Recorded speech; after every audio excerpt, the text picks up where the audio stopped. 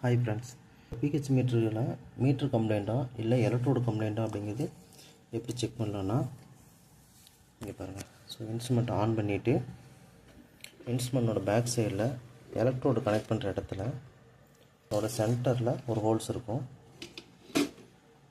ஒரு ஹோல்ஸ் இருக்கு இல்லைங்களா? ஸோ அந்த ஹோல்ஸில் இந்த மாதிரி ஒரு சின்ன பிட்டு கம்பி அது மாதிரி எடுத்துகிட்டு அந்த ஹோல்ஸோட சென்டர் பாயிண்ட்டு, இன்ஸ்ட்ருமெண்ட்டோட சென்டரில் விட்டுட்டு அதே கம்பியை அவுட்டரையும் டச் பண்ணிங்க அப்படின்னா இன்ஸ்ட்ருமெண்ட்டில் 7 இல்லை 7லேருந்து ப்ளஸ் ஆர் மைனஸ் எதனா இருக்கலாம். ஏன்னா நீங்கள் எலக்ட்ரோடு வச்சு நீங்கள் காலிபிரேஷன் பண்ணியிருப்பீங்க இல்லையா? ஸோ அந்த ஸ்லோப் அட்ஜஸ்ட்மெண்ட் ஆட்டோ கரெக்ஷனால் இந்த மாதிரி சம்திங் ரீடிங் வரலாம், தப்பு இல்லை. இதில் உங்களுக்கு இந்த மாதிரி ரீடிங் அட் சேம் டைம் ஸ்டேபிளாகவும் நிற்கணும்.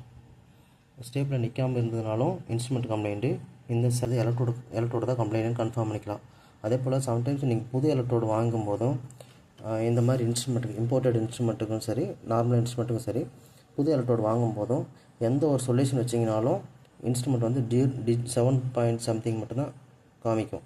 ஸோ அப்படி இருந்ததுன்னா ஃபஸ்ட்டு நீங்கள் செக் பண்ண வேண்டியது அந்த எலக்ட்ரோடனோட கீழ் பாட்டமில் இருக்கிற ஒரு பல்பு, இந்த சென்சார், இன்ஸ்ட்ருமெண்ட் சென்டரில் ஒரு சென்சார் இருக்கும், பல்ப் மாதிரி.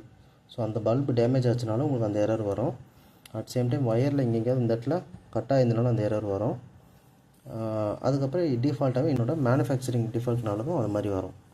ஸோ இன்ஸ்ட்ருமெண்ட்டை செக் பண்ணிக்கோங்க. இன்ஸ்ட்ருமெண்ட்டில் இது போல் ஸ்டேபிளாக நின்றுச்சு அப்படின்னா ஓகே, இன்ஸ்ட்ருமெண்ட் நல்லாயிருக்கு, எலக்ட்ரோடு மட்டும் தான் கம்ப்ளைண்ட் அர்த்தம். இல்லை இதுலேயே 7 கரெக்டாக ஸ்டேபிளாக நிற்கல அப்படின்னா உங்களுக்கு இன்ஸ்ட்ருமெண்ட் கம்ப்ளைண்ட் அர்த்தம். ஓகேங்களா? தேங்க்யூ.